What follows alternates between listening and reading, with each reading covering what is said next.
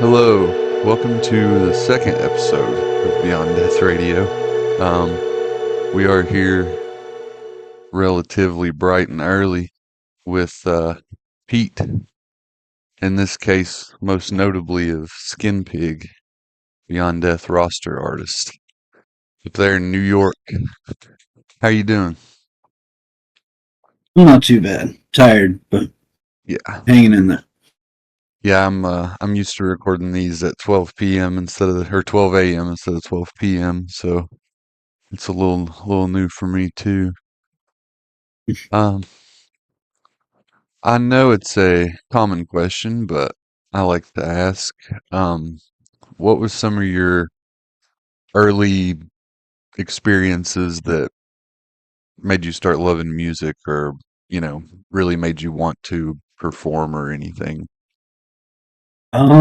Things that made me love music were, I guess, just music. Um, I don't know. I had like a weirdly eclectic taste as a kid.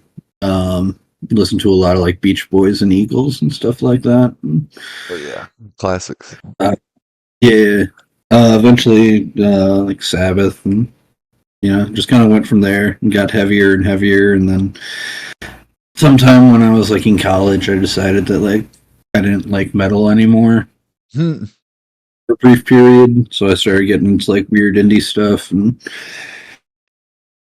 yeah, I don't know. I like a little bit of everything. And just it's just the creative part of it. It just makes me want to do it. Yeah, I think it's funny how that happens a lot. You hear about that a lot in electronic noise, etc., of people being like, I went so far and then I got bored of metal music, or I like gave up I on, still love it, or but I like mean, yeah, I went through. lost interest at the That's time. where yeah. Yeah, I definitely like went through a phase where I was like, "Oh, metal isn't cool for me anymore," and yeah, Yeah, I needed the I did the same about the time.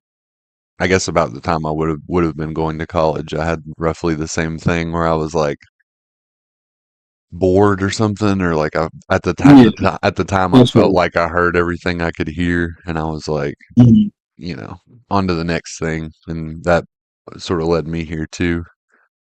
Um, what were some what were some electronic acts that got you? Because I mean, you've got a very interesting mix of styles across your projects, and even just in the projects themselves.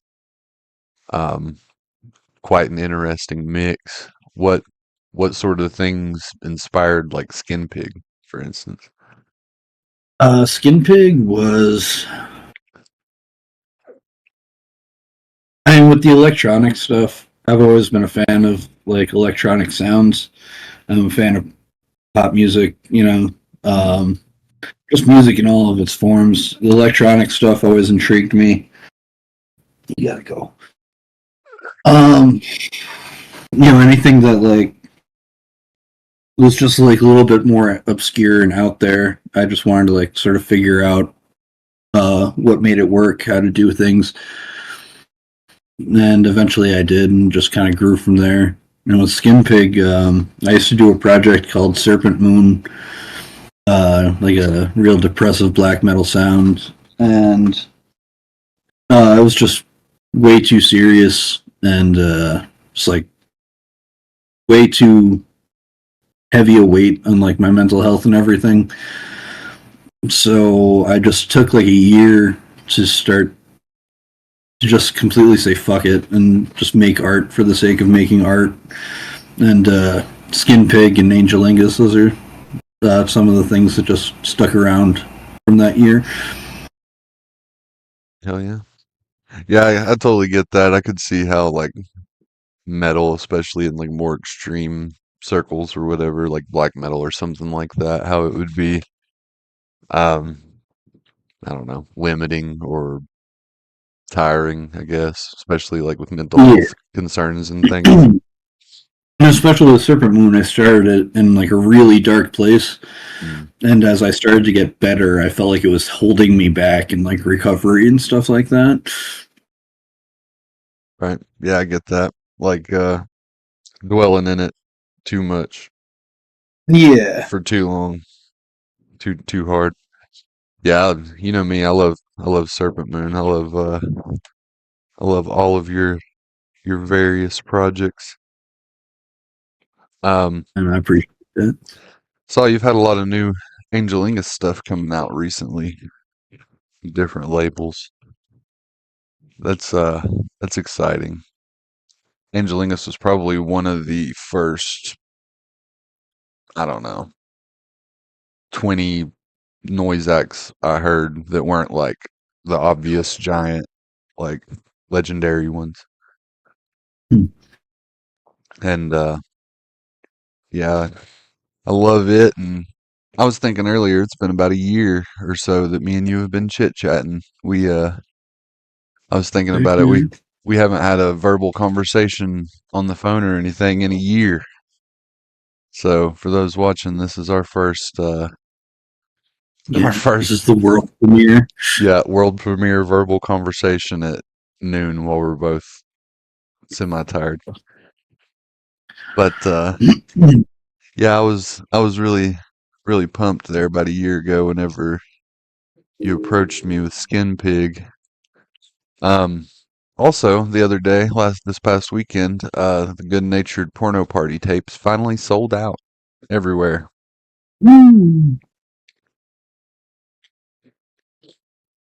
They've been sold out for a good little while, and I've had one copy sitting here on my shelf, and then the guy came to the show the other day, and he was like, "Man, you got the store on you?" And I said, "Yeah." And he said, "Please tell me you got a copy of that Skinpig on you." He's like, "I've been wanting it so bad." And I was like, "Here you go. This is the last one." People are loving Get them big. on Godspeed. Yeah, people are big on the pig in Tennessee. I know I got to make it down there one of these days. Hey, well, anytime we can try to figure it out. Which I guess we're probably going towards winter now for too Mm. long. But um, no, coming up we're gonna have Big Bad Wolf spinning in the first block of music. Uh, and then we got a new one in the works, new single in the works. I think we'll give it a spin at the end of the episode. Mm. Exciting. Yeah, right here waiting. Will formally be out on August 3rd, which Yeah, might be the day this comes out. I don't know. I haven't decided. Maybe the Monday after that. it's a Um, great thing about having your own podcast. yeah, I can do whatever. Because it's like I didn't want to do it once a month because I felt like that was too long. But I also don't want to do it so often that I feel obligated to do it every 2 weeks. Yeah.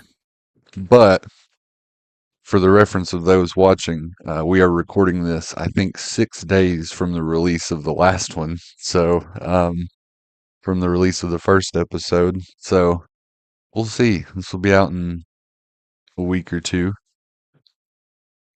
Um, let's see. What you want to say any words about the new single or upcoming album or I don't know, changes in creative process or anything? The You want to say creative anything? process definitely changed a lot for Skinpig between the two albums. Um, I moved over from the synthesizer rig that I had set up to all virtual stuff, which was a tough decision for me to make, but it was necessary to like keep making new material. I was using a 303 and a 606, and it was just Right. yeah, like 4 bars. Or it was just Yeah. really limiting uh, in terms of what I was writing, what I was able to write. So Right. That was something I yeah, kind of liked. That was something I kind of found endearing in a way about the first Skinpig album is it has that sort of early and I don't know if I guess industrial might be the word, but it has that sort of early industrial sound of like it's like punk but with electronics in a way, like Yeah, the that's what structure I. and it yeah the part of that I think is the technical limitations that people were working with at the time whenever they made a lot of like early stuff, I guess. And Mm, so yeah, that is an endearing thing about the first one, but at the same time, you know, we love Skin yeah, Pig. Everybody it's loves not Skin Pig. sustainable. Yeah. Yeah. Yeah. Yeah, I noticed that you switched some equipment and had a couple shows, recorded a couple shows, some audio. Mhm, It'll be coming out, be used eventually. mhm. We won't say too much. No. Let's see. Honestly, we're already running up on about 12 minutes. We could probably take a break to the next or to the block of music for a minute and come back and talk some other stuff. That's what I did the first time. So I guess I'll roughly stick to it. Trying to have like half music and half interviews or so, roughly. I think that's a Sounds good. decent way to be. But yeah, speaking of the first album, you said that Big Bad Wolf was kind of like a intro or, you know, theme song sort of to Skin Pig. Yeah, it was the first song that got finished, and the way I write my music and the way this project came together, um, it being the first song that got completely written and completely fleshed out, it kind of had a big part in shaping like what the vision of Skin Pig was going to be. So it's a Right. pretty important song to me and for the project. Yeah. Yeah, it's definitely one of my favorites off that album. The one thing I really appreciate about that album is like the the rhythms and things that you use are like if it were me and I had the instruments in front of me, I would not be able to be like, oh, so that this is how he did that. Like especially with Big Bad Wolf, that kind of like I don't know what you'd call it. I don't know if it's really swinging pattern, but the I have timing of no it. idea what that's called, but I can tell you because I actually did look for this. Um, it does not seem to be available on a lot of other drum machines than the 606. Yeah, yeah, I've looked around for it. All it's really doing is switching to double time. yeah, Um, but I don't know what you would call that. Yeah, I'm not. yeah. I've got a um I've got the Roland TR8 that's got the 808 and Mm, 909 in it, and you can add 606 and some other ones, but it's got the swing on it, sort of where you like I can't remember what they call it. There is a name on it, but like you turn it and it makes the pattern, you know, whatever the mhm. term is the person wants to use. But yeah, that like boom, boom, boom, boom, boom, boom. There's like such a I guess that's one thing is like rather than having those static, straightforward toms and everything in your music like you would hear in like, you know, more I guess traditional or older industrial early synth pop. Um, yours does definitely have a bit of interesting timings and like I don't know, there's so much character to the album and the project. Um, but yeah, I appreciate the words. we will switch over to the music and fire up Big Bad Wolf for the first Skin Pig track. And then we'll be right back.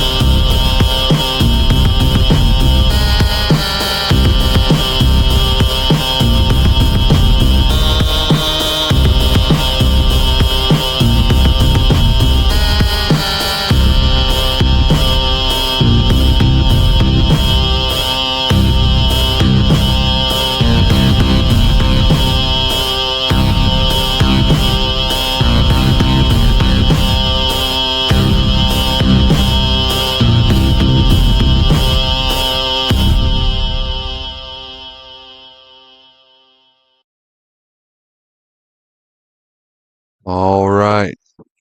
That was Big Bad Wolf by Skinpig off the first album, Good Natured Porno Party. Continuing on to this block of rock, we've got Epoxy Design. Song is Koala Care. This is from our friend Joseph out in Chattanooga. Good friend of ours. Was involved with Bummer Recordings that put out the first Kudzu Wreath album on tape. And always love to see him out at shows. Joseph's always making interesting stuff. And we were honored that he sent in a track. So, this is Epoxy Design, Koala Care.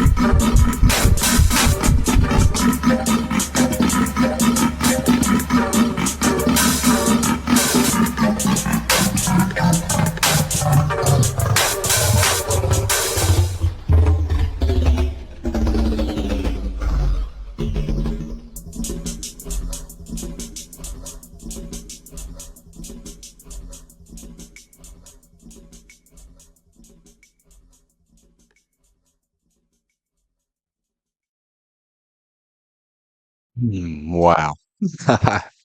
That was a banger. That was a rager. That's the kind of energy I definitely love here at Beyond Death.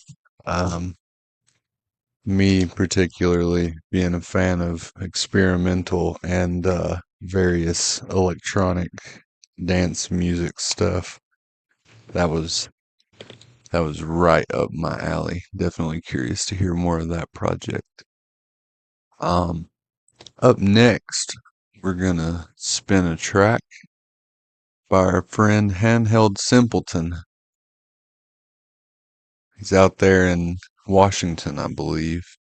Um, Followed him on Instagram for a while. I always love seeing people that are experimenting and have the drive to continuously dig and explore sound. And I really admire his output. So we're gonna spin this one here. Handheld Simpleton, the recidivist. Let's dig it.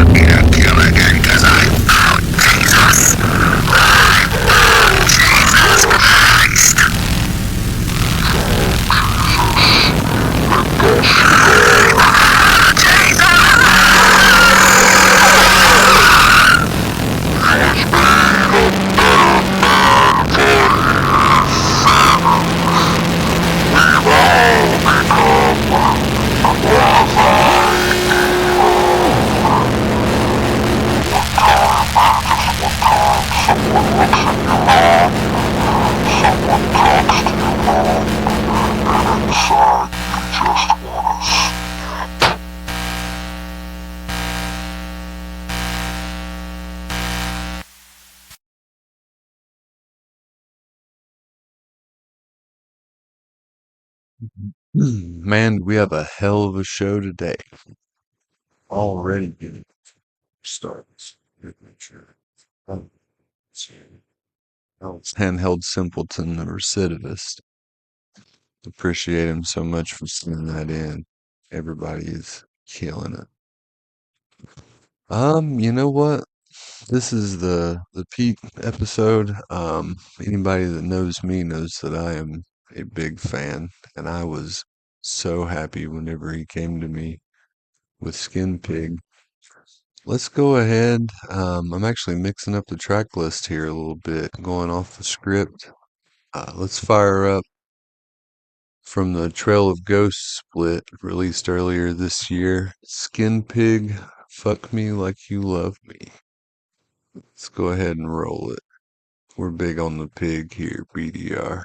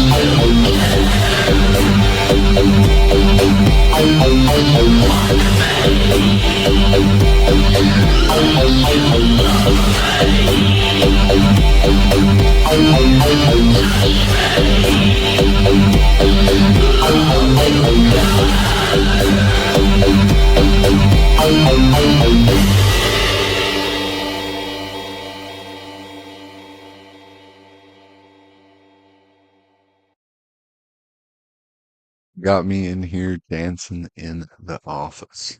That one's a personal favorite of mine. That one's heck.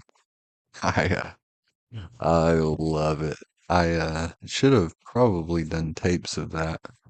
Maybe we'll run some of those in the future.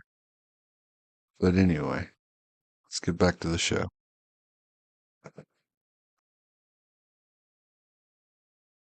Right, we are back after a block of music featuring Skinpig's Big Bad Wolf, Handheld Simpleton, and more. I was uh I was sitting here thinking um about all the various sort of crafting stuff. And that really is I mean, one of the hallmarks of DIY and like, I guess underground music and stuff like that is kind of, you know, working with what you got. And obviously we're working with what we got here at Beyond Death Recordings. I'm still cutting everything with an X-Acto knife to this day so far.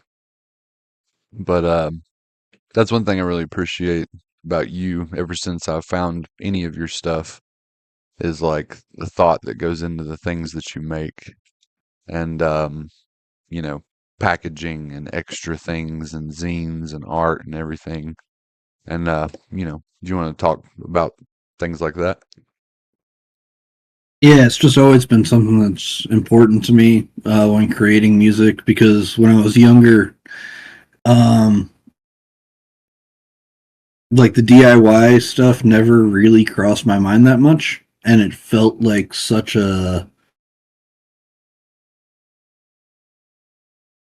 like a blockade to like creating music and releasing music, especially in the days like before Bandcamp, where there wasn't as much of an obvious like outlet for releasing digital music. You know, if Hmm. you wanted to put out CDs and stuff, um, you either did it yourself or you went through like disc makers or something and spent way too much money in Oh yeah. putting everything together.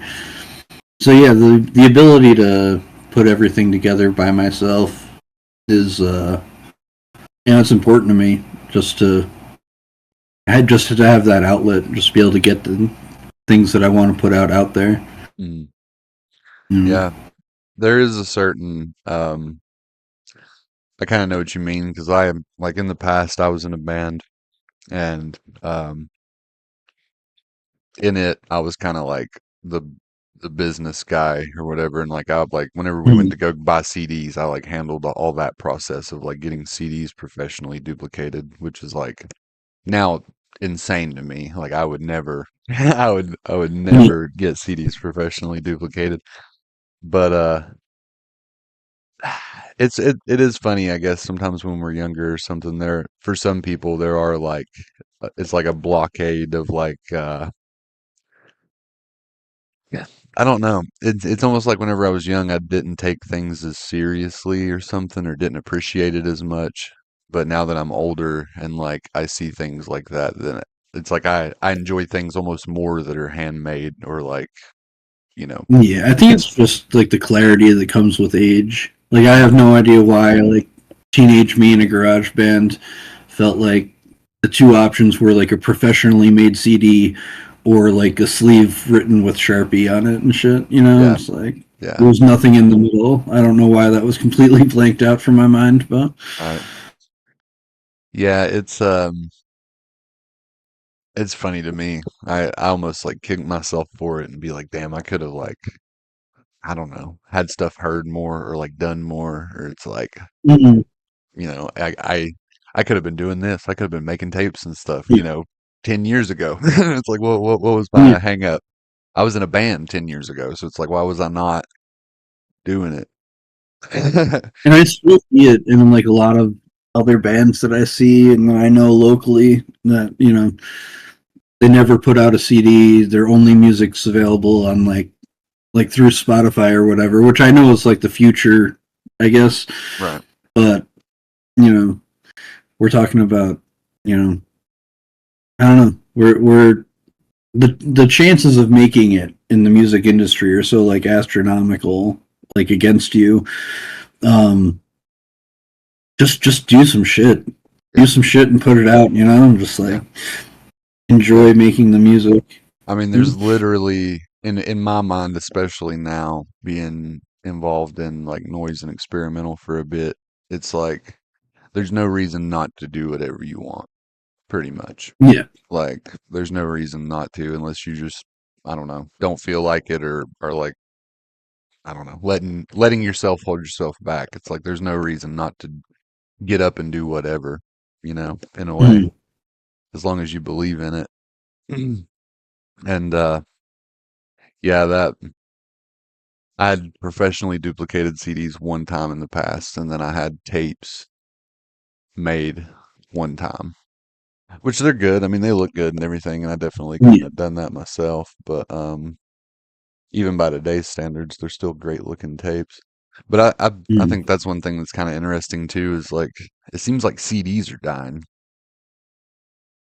CDs, relatively. yeah, they've been. I mean, they've been dying, and now they're sort of coming back. I feel like I'm more apt to buy a CD now than I was like 5 years ago for sure. Yeah, I can't really explain why. I think it's just because if the option is to have like just the digital or digital in the CD, the CD it's something. It's yeah, something tangible at least. And I think a lot of people have this misconception. Um, like when I was younger, when I was like a teenager and in my early 20s, I was like always like pushing that like CDs were so bad for the environment, um, yeah. which is true, but like vinyl is fucking awful for the environment. Oh yeah, yeah. Because I mean, Yeah, there's fumes and emissions and shit from vinyl production. yeah, I would imagine, like even besides the yeah. That's funny though, because that's sort of a thing that I did too. Once I got really into tapes, uh, there's like blank tapes everywhere mhm, for those with the eyes to see, and I I like I was going out different places, and there's just like home use, like these like TDK like 90-minute tapes and stuff like that. They're everywhere, and most people do not care a thing in the world about them. It's like cheap. yeah, Um, and in my mind, for some reason, that translated into like, at some point, I was like, that's a lot of plastic waste. That's a lot yeah, of like, it has to be. If there's presumably millions of tapes out there and they're all ending up like in thrift stores and whatever at the end of the day, and people still aren't buying them, it's like these are going to be just end up somewhere and could yeah, definitely be reused. And hell, whenever we started, I primarily recycled tapes. I'm only now yeah, really moving over into using completely blank ones. Sorry, I'm closing the window. yeah. Neighbors. I know the feeling. But yeah, I became pretty passionate about recycling tapes. I Yeah, still that's love it. something that I really wanted to get into. I did a couple of releases with Communal Deafness Records through Angelingus, and yeah, I want to say all of his stuff is like reclaimed tapes, like that have already been like recorded and just like dubbed over and spray painted, and Yeah. yeah, it's something that I want to do, but I don't know if I have the technical know-how to like clip everything. Well, I mean, honest, honestly, uh it's super simple for what it is. Um, Me myself, whenever I was starting, if I'm still not like a tape whiz by any means, but pretty much on a lot of decks, you can just put in a tape and start recording with nothing and just record silence over most stuff and it's just gone. And then you just put noise over it and it's like you never heard it. Or hell, half the time if you I record tapes pretty loud. Um Going into them anyway, because a lot of the times with tapes, it's like you'll think you're recording super loud, and then you'll listen to it, and it'll be like silent. And Mm. I've had Yeah, that a lot with like people's DIY tapes and stuff. Not anybody recently, but like some local folks and stuff, bands and stuff. I've bought tapes and they've been like super quiet. Um, which I've got like a pretty decent setup, so I can just turn it up. But Yeah, you can. Yeah. It's so easy, especially with noise. If people are just making noise or wall or something, it's like you can just pop in pretty much any tape and just hit record and just put whatever over it. Yeah. It's shockingly easy. I think that's why so many people in DIY circles love tapes because it is like really accessible and practically anybody can do it as long as you can just find something to do it on. Mhm. And I think that's a beautiful thing. So you've released on about every physical medium there is Yeah, I'm getting there. that I can think of. You think you just recently had some USB come out Yep. and USB floppies. I've you've had done. floppies, you've had mini CDs. I think most of these are Angelingus I can think of. Um, Yeah. Yeah, I'm not a huge fan of the mini CDs, the 3-inch mini CDs. I have no idea why, but I um I have a couple. I've only ever had it in noise and like grindcore type stuff, the like mini CDs. mm, Um, yeah, I've still got a couple of them sitting around.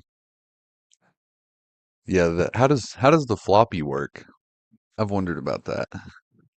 the floppy is such a fucking pain in the ass. Um, First, you have to go on Amazon and buy a floppy drive, and hopefully it works. Then it's exporting all of your tracks in the lowest possible bit rate, and then even then, you still only have what, like, it's like less than 1.5 megabytes of space. So they're really not for listening. Right, yeah. Um, you know, like whenever I sell a floppy, I promise you the music's on there. Um, if you want to go through the work to listen to it, you can, but it's listen to the digital and put it Right. on a shelf. Yeah. I do I do like that though, and I do like the concept of like even more than a physical recording, something is like an artifact. Mm, I like that concept a lot. Which I guess ties into what we were talking about before with crafting stuff too. It's like I've got I don't yeah, know. There's probably not too many of those out there. I don't think little skin pig dress up. very. Like one or two of them. I love stuff like that, and like compromission record his stuff. I mean, everything is like you know, Oh yeah. everything is a art piece on its own, not just the Mm, physical recording, but like the piece. And speaking of which, after we get off here, I'll pay you for the Family Annihilator or Annihilatrice. I don't speak French. The compromission release that you oh, did with the book and everything. I'll pay you for that one while we're thinking about it. Yeah, yeah. I've got a love his couple work. of them. Love his work. Wait, did I Uh, send you that? I don't know unless you mailed it really recently. I don't feel like I paid you Um, for it yet. uh, I saw that they were in your store though. And then of course you do Velour Underground as well. yeah. For I now, coming up on the final issue. Actually, the final issue will be coming out the same day as the next Skinpig. So ooh, next album release? interesting. Yeah. Sweet. Sweet. Yeah, I'm sad to see it go. I loved Yeah. That's I loved it. it's just one of those. It's a matter of just not enough time in the day. Right. You know. I Um. mean, a year You know. of it's solid. Anyway, having the Yeah. I committed to a single issue when I started it, that was the deal that I made with myself. Mhm. And when I made 2 issues, I was like, "Holy shit, we're fucking going with this." And Right. so yeah, a year of it is yeah, I'm happy. Yeah. Yeah, I've got a couple copies sitting up here. For those of you who might not know, Velour Underground zine. This is the summer issue, third issue. Um, my first zine interview. Got the oh, Beyond Death recordings there. Photo by Noah. Old Worms, our BDR photographer. Um, there's probably a couple issues of that out. I don't think I'm gonna have any extras after I give them to the people I talked about, and friends and stuff. I figure you've probably still got some copies up on the Bandcamp. Oh yeah, yeah. Those there's a bunch of all those. I figure once they all come out, I might throw some like collections, all four or whatever, some kind of I don't know, Right. something or other. Yeah, Yeah. that'd be nice. That'd be nice, at least to, wrap it up and have everything in one piece. Mm, That'd be cool. Yeah, I love these. How's the cover art colored by the kids. yeah. Everybody that I know that has seen this has really loved that. Thought that was funny. Yeah, it's Yeah, great. it gives them a little something to do. I gotta put them to work sometimes. Gets them involved. Yeah, they live very privileged lives, so sometimes I have to crack the whip. Just Be like, get the hey sweat kids. out. It's like, hey kids, you're already getting your art out there Mm-hmm. on your way to becoming artistic weirdos yourself. Mm, We love to see it. There was a there was a young child at my last show. Um, I'm presuming that they left at some point during my set because I didn't see them afterwards. But I was doing evangelists. I mean, it's material wise it is appropriate, mm. but it's funny that a lot of I don't know. It's like a lot of people don't want to expose children to harsh music, I guess. Even if it is like not, I guess a lot of people just don't like harsh music or don't. I'm sure more people I are mean, now. I don't know. My son is 10. He's into horror movies, and he's just starting to get into hardcore. So like, I'm kind of in the process of like looking for shows that I can take him to. Mm. Like when he was a baby, he would fall asleep to Cannibal Corpse just for that wall of sound. So I don't know. I started him right. Yeah. Yeah, I'd say there's probably more people introducing their kids to metal and stuff growing up. By God, growing up where I did, it was like not popular, let's say. It was not a popular accepted route to be into it, much less to show it to children. So maybe there's some hope for them yet. Yeah, hopefully. I for my beginnings, I actually one of my sixth grade teachers showed me a bunch of random like mixture of stuff. Some of it was like metalcore and like I guess what would have been Mm, considered metalcore by today's standards and like horror punk, some stuff like that, which it kind of burned off of me pretty quick. Um, and just various weird stuff like that that impacted me over time. Um, I found those poor bastards through my sixth grade teacher. They're a very weird, like underground country, mhm. super like Southern Gothic stuff, and that made a big impact on me. So hey, show kids weird music. I've tried. Moral of the I story. always. Mm, That really is what got me started. I mean, I grew up loving like different stuff. I mean, I was exposed to like a ton of different music, but I grew up with a lot of stuff from my grandmother, like Elvis and stuff, which you can currently see in like evangelist tracks and stuff like that. But mm. that was my first like I don't know, anything dark or weird or whatever was that teacher showed me a bunch of stuff and he was like, "Don't go telling your parents." He was like, "Don't Yeah, go." my kids like whatever they're gonna like, but they're always gonna be, exposed to weird or obscure or different stuff that's outside the mainstream.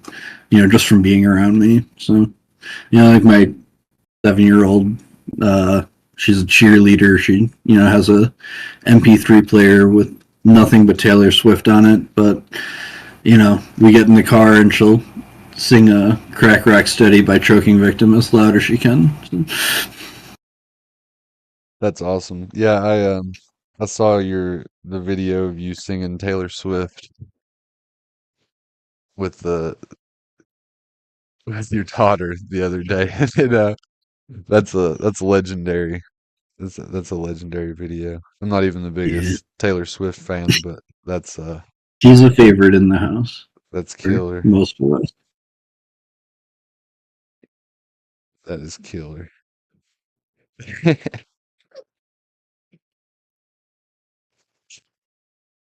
I've kind of had that song stuck in my head for some reason. I hear it a lot at my work, so now Mm, I'm gonna have you singing it in my head all day.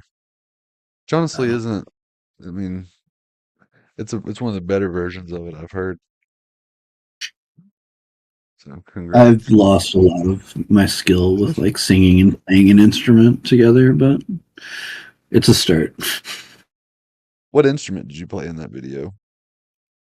That I can't remember. is a complicated answer. That is it's a baritone ukulele, Oh, but it is tuned to open G, the same as the high strings on a banjo. yeah. If you just took off the fifth string, and then the two lowest strings are classical guitar strings, so that they can be tuned down and give it like a bassier, fuller tone. That's So wild. Yeah, I feel like I guess the short. whenever I listened to it, I feel like I recognized something because I play an open G a lot.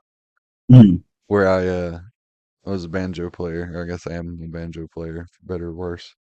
Um, and then I play guitar a lot in open G also for different things. So a lot of the times, like my various guitar music people have heard, I'm playing an open G banjo too. So yeah, mm, that makes sense. I thought I remembered yeah, it being a ukulele. I uh I used to know how to play one. Ironically, yeah. I've got these gigantic fucking things on the ends of my arms. So like right. fucking a regular ukulele. I owned one for a very brief period of time, and it just didn't work out. Um, then the first one that I bought, the my first baritone, when I got it from the music store, it had like such terrible strings that I was just scared to tune it Right. like all the way up. So that's where the drop tuning came from, and then it just kept going. Wow. That's funny. I tried to I tried to tune something. I had a guitar this one time and I loved it. It was my first guitar. Well, not first, but my first guitar I owned once I knew how to play, like once I wasn't a child or wasn't, a kid. And I it was this little black guitar and I took a um it was kind of like wood grainy, so I took a soldering iron and I wood burned Mama Tried into it because I love Merle Haggard. I always have, always loved country music, all that. Um, but I took it and I put metal strings on it. And I had the same feeling where I was like scared to tune it because it was old. It was like visibly an older guitar and kind of relatively cheap, but Mhm. it was still nice. And I put I put metal strings on it, tightened it up, played it for a bit, and I remember one night I had a little house party or something, and I was playing it, and I went and I sat it down, like had it by the neck, and I laid it down, and when I sat it down, it just went and just like folded, like just like broke, and I was Yeah. like, shit, there was not a truss rod in that guitar. Yeah. It was not. My first guitar that I ever owned was my father's. It was this old Harmony. Oh, And love Harmony. yeah, it was the guitar that I learned how to play on. And I think that's what allows me to play pretty much any guitar that I ever pick up now because it was bent just constantly. Like it was so fucking bowed. It was almost like playing like a steel guitar further up than like the fifth fret. Yeah, I love the. That's one thing I definitely don't miss about playing an acoustic stuff is like, what do you mean I need to take my instrument in for like repairs or like Yeah, adjustment or something like it's a car? It's insane. it's So much effort to change strings yeah, out of this world. No, no. I still love acoustic stuff. I've got a old Conrad weird guitar I'm sitting here looking at now and Mm. got some banjos and things. I learned to play ukulele at one point so I could teach a kid, and then the kid's mom turned around and gave me a banjo as like repayment, and that was awesome. Nice. Yeah, it really worked out. It was that was like $1,000 banjo, Oh no shit. I've and always wanted a band. oh That's man, on my list eventually. I love it. I'm finally starting to bring it back into the evangelist sets. Um, hadn't played in a bit, but these last two shows I busted it out and people seem to enjoy it. Nice. Yeah, Yeah, so, somebody. banjo's on my list, and then long term, maybe someday, eventually, I need to learn how to play pedal steel. Yeah, That's pedal stills, all that's foreign to me. Once you throw in pedals like that, I couldn't tell you the first thing about it. It's just always the sound that I've loved. So, right? Yeah, I can play a little bit of slide and like mm, open G and stuff, but um, as far as actual steel, I've got no clue, no clue. yeah, I've never taken the time to like go and get like set a guitar up with the right strings for like a Nashville tuning or anything Mhm. like that. So, I I used to have I can't remember what it's called, but like a raised nut question mark mm, for on a guitar where you could just like loosen up the strings and then put it at the top yeah, and it would just have the strings raised and yeah, I did that for a little bit. If somebody's playing in like cowboy chords, like first three frets, mm, I can follow along. I used to be able to play all kinds of stuff. Played mandolin, played bass a little yeah, more in the past and everything, but yeah. I'm a little I started rusty. with guitar and bass became my thing before I kind of like retired from music, um, semi-retired from it after my son was born and after my daughter was born. Just didn't have any time for it. It's only really been the last couple of years, and then that's when I went just like headlong into electronic stuff mostly. Yeah. Um, Yeah, it's funny how things go. I ended up having some stuff happen and quit the band that I was in doing acoustic stuff. And I was like, what am I gonna do? And then I really like, I always loved electronic music and stuff, but I had not the first clue about making anything. mm, and I started to learn about like different hardware, like drum machines and stuff. And me and Noah, that I interviewed on the last one, we finally went and got some stuff. I got the TR8 drum machine first, and I was like, "Fuck being in a band and like herding cats, trying to like get people together to travel and record and like practice and all Mhm. this stuff." And it's like, Yeah, I that's the biggest thing for me right now. It's like I'd love to start a new band at some point, but yeah, yeah, it was almost impossible when I was 19. Like, how the fuck am I going to do it at 34? right, yeah, Like working full time jobs and families and shit. So, yeah, yeah. Um, I mean, with the internet now, if somebody just wants to like release music, I do really like the concept that people can just like collaborate online, mhm. like over, whatever. But yeah, I know what you mean. Sometimes I've thought about trying to do band stuff, but I can just collaborate with people I know, either either my dudes here or, you know, people I've Yeah. collaborated with overseas and whatnot too. It's like, yeah, no point Yeah.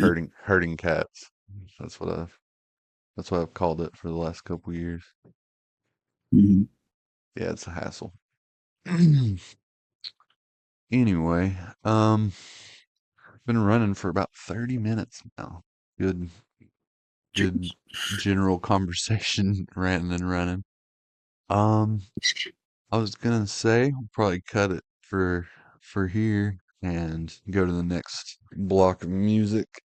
That one's gonna begin with track marks from the first Skinpig album, Good Natured Porno Party. Um, this block is also gonna have a track by my homie Francis Thornton. Love him, excited to have him on the show. And a couple more that I can't all remember which are on the track list. So I will update those later. But yeah, we will be right back.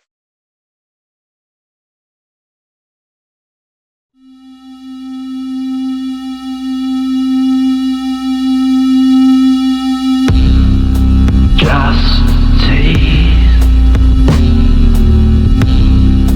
just taste, make me better.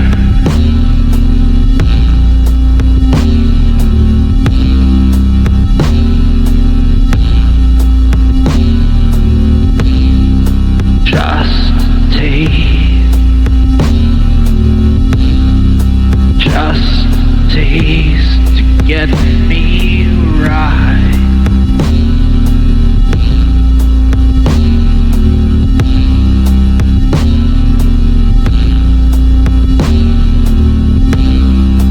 Just taste, just a taste to help me sleep tonight.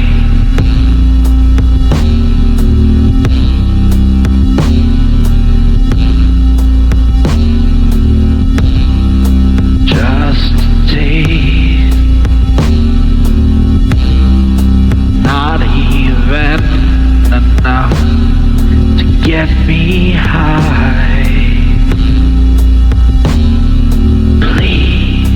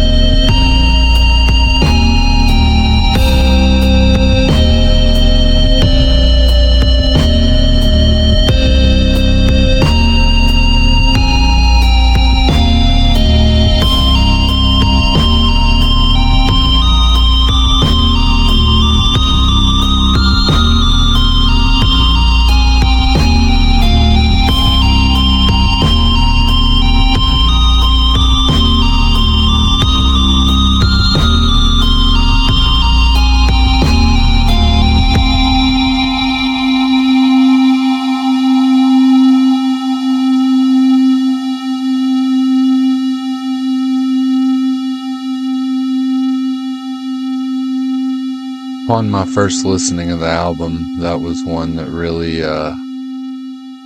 struck me, and I very quickly jumped all over it.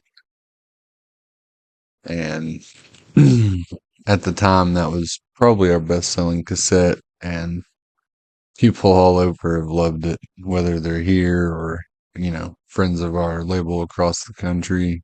It's a beautiful thing.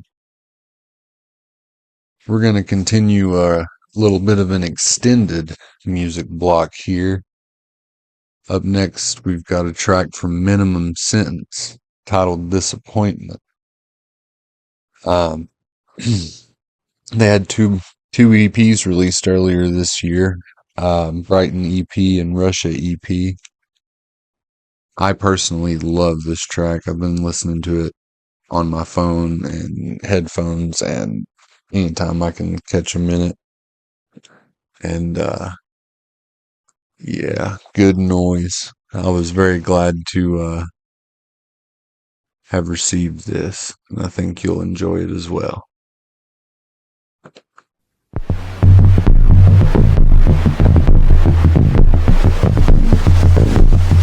We spoke about it 100 times. You disappoint me again. I thought we had an understanding. You made a fool of yourself again. Why do you keep doing this? Disappoint me again. Disappoint me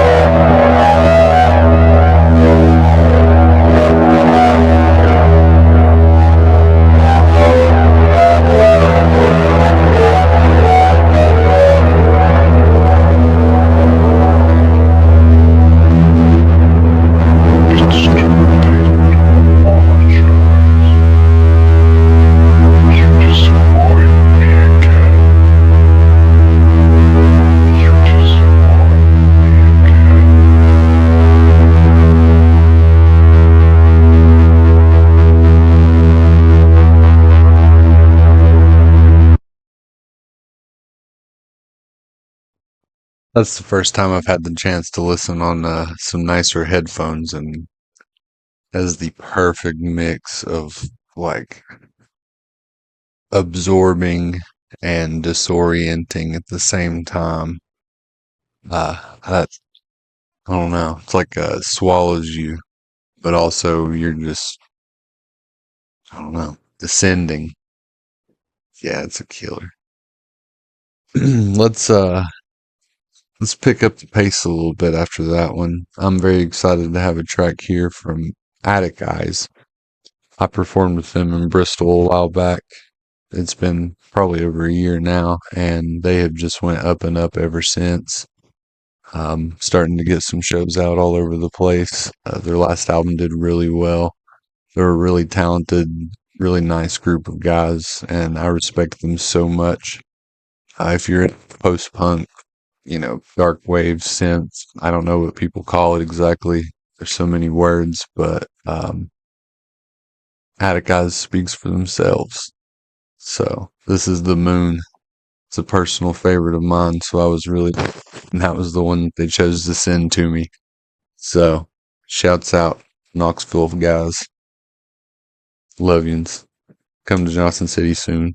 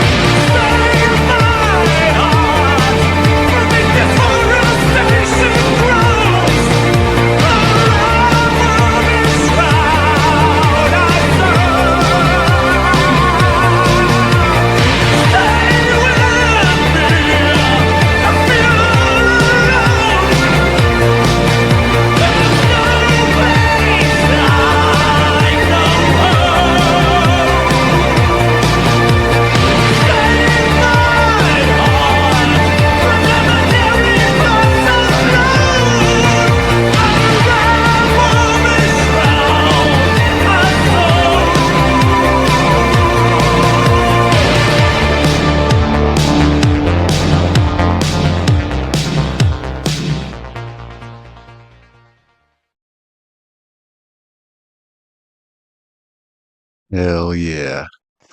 Hell yeah. That's one of my favorites.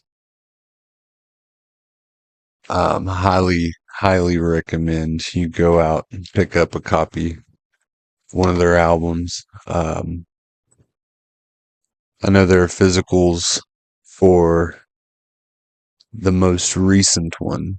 And they also came out with a remix album not long ago, which has some good names on it. Cold Choir, love them.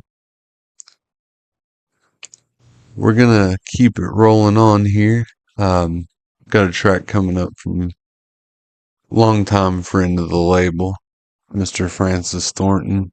Um, Field recording and manipulation extraordinaire. Glad to have some recordings from him. Had to go through and pick some that would fit, but at some time I'm gonna have to do an episode with some longer tracks on it. Hate to do it to the noise folks, but we love Francis. Just had a show not too long ago here with him at the end of, what was it, July, for the Voice and Coil EP release. And year before that, the first time, stayed at the house, had a good time recording the Blue Hole. Good friend of mine. Always love when he can make it into town. If you see him on a flyer with us in the future, which I'm sure you will, come out and see him. Here we go. We All Shall Go by Francis Thornton, my brother.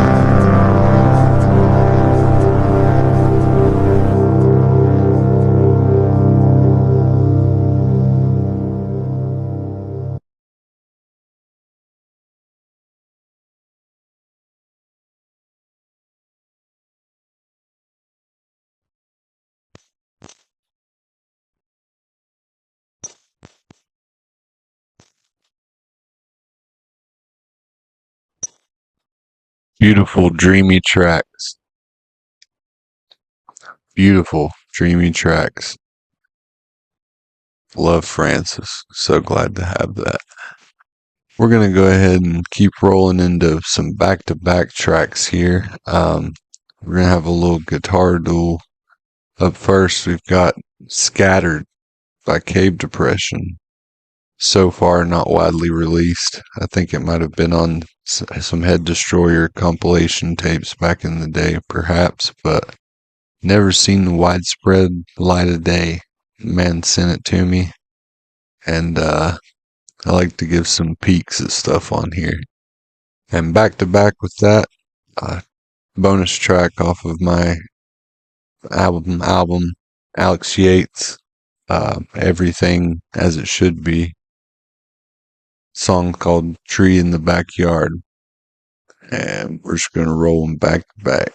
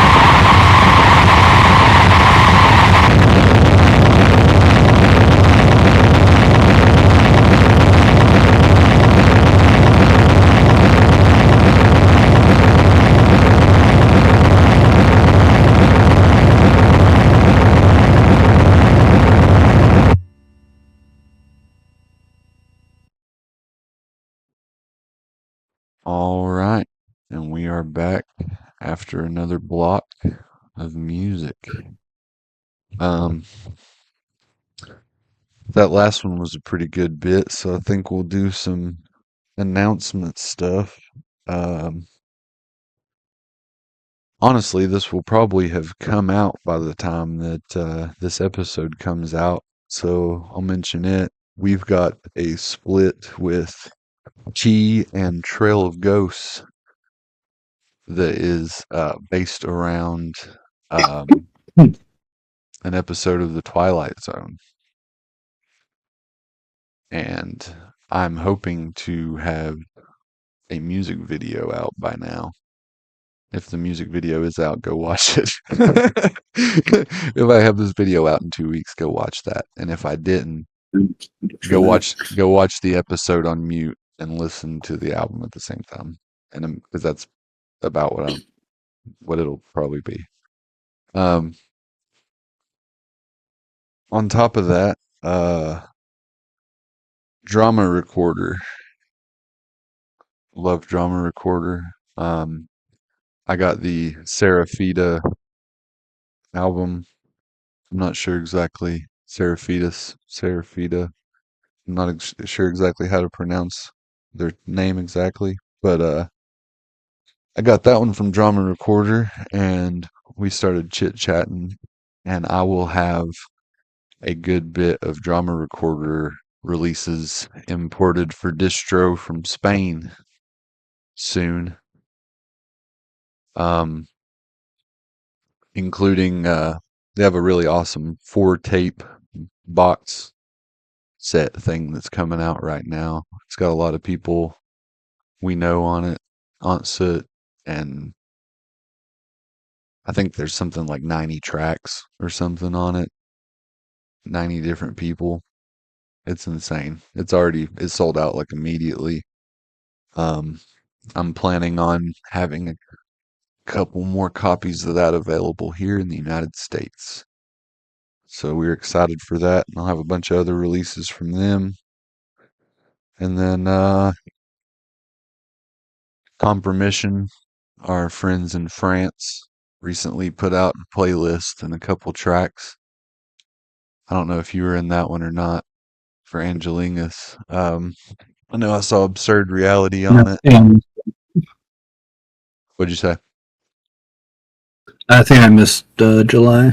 I think I'm June and July, I believe Yeah, there's a couple on there. Absurd Reality. Shout out to Chris, always. Aunt Soot, Smog, all those. Got a really killer roster on that, honestly, besides the amazing stuff that he makes. Really killer roster. Rotting Sun. Shout out to Rotting Sun.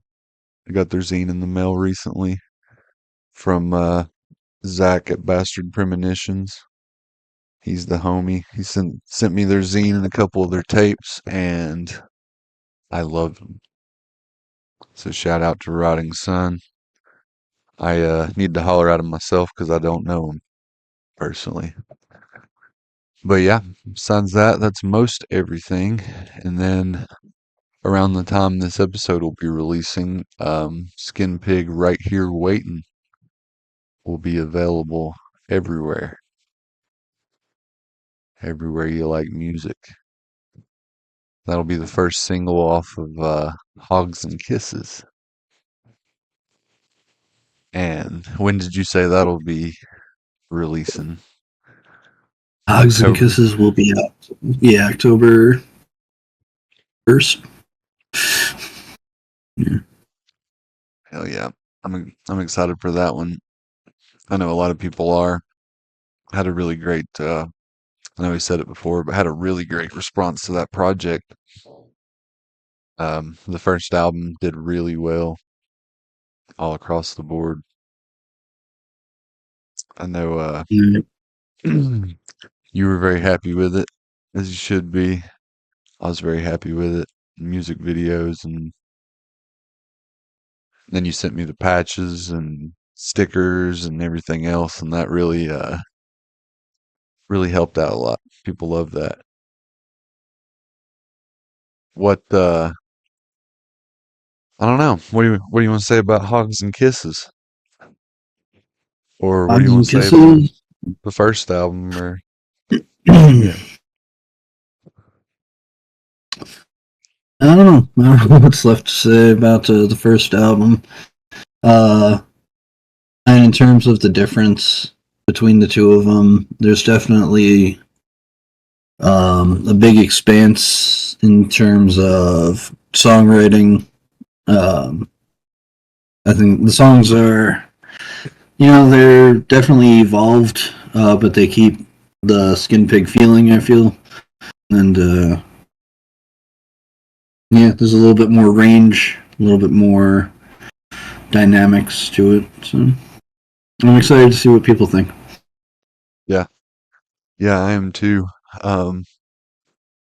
Definitely got a couple plans in store for them. I went through I was going through all my stock. Finally got a bunch of blanks in. I was going through and separating out all the tapes for that release, getting all the materials together. Still a little ways away, but I like to be prepared. If anybody's listening to this that reviews or distributes or anything, if you would be interested in some copies and we haven't previously talked about it, feel free to contact me.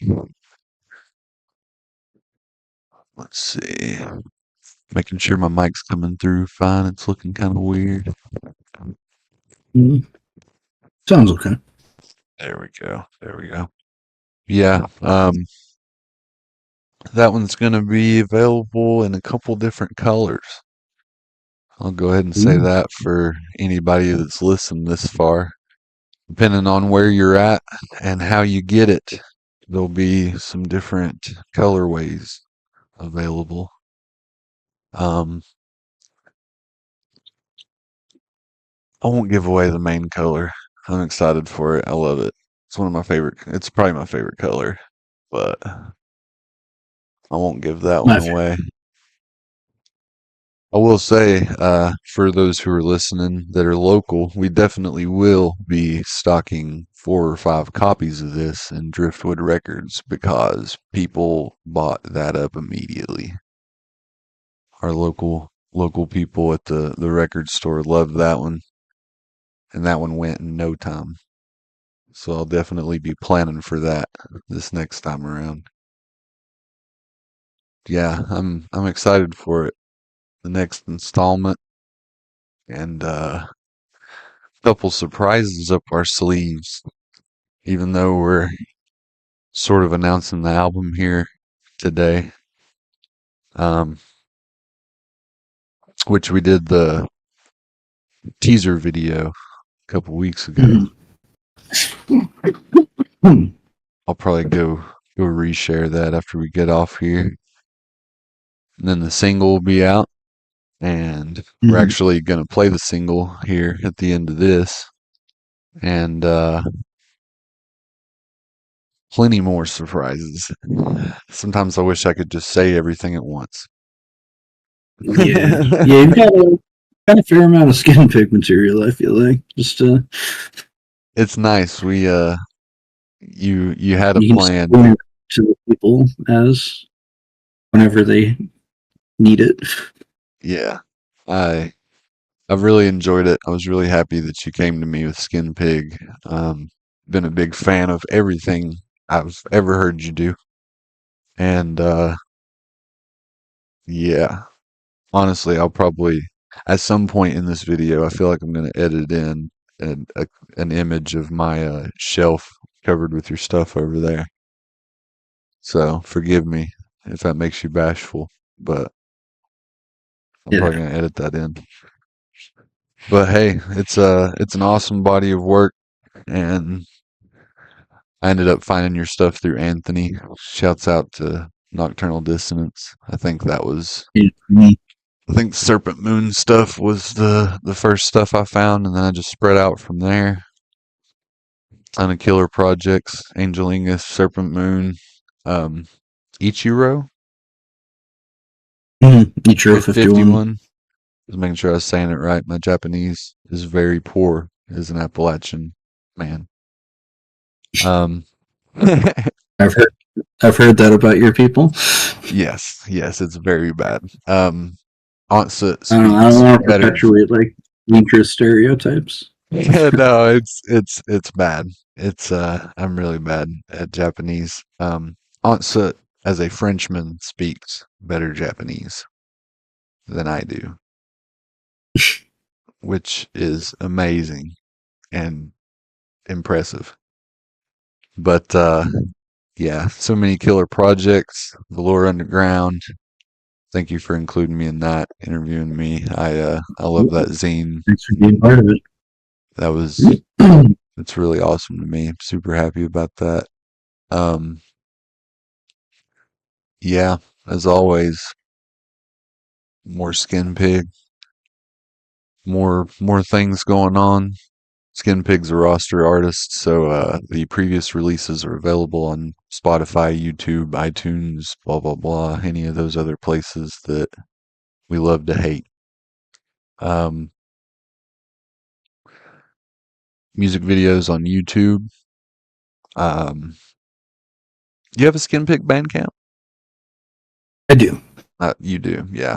As always, I urge people to go there and support financially. We list everything for Name Your Price, but we ask people to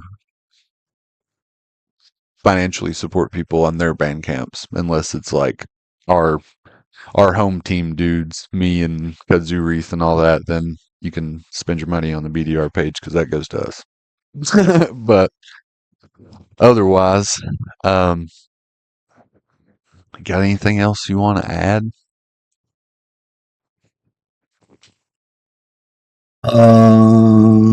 No, I think thanks for having me.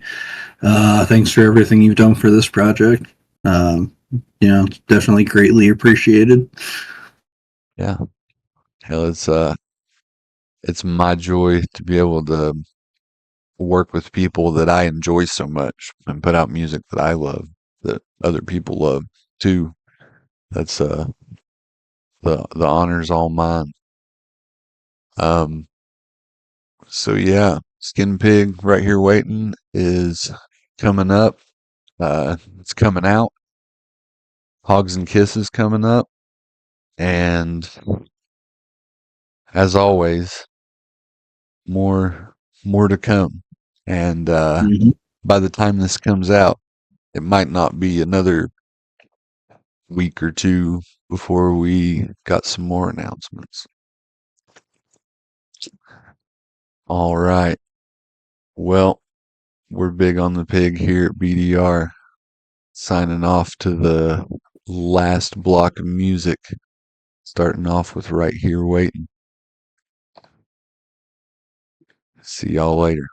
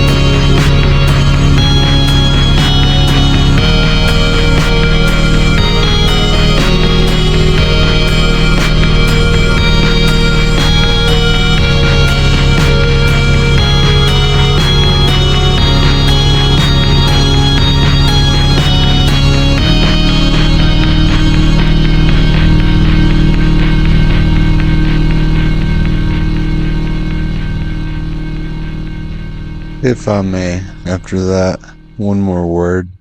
Um,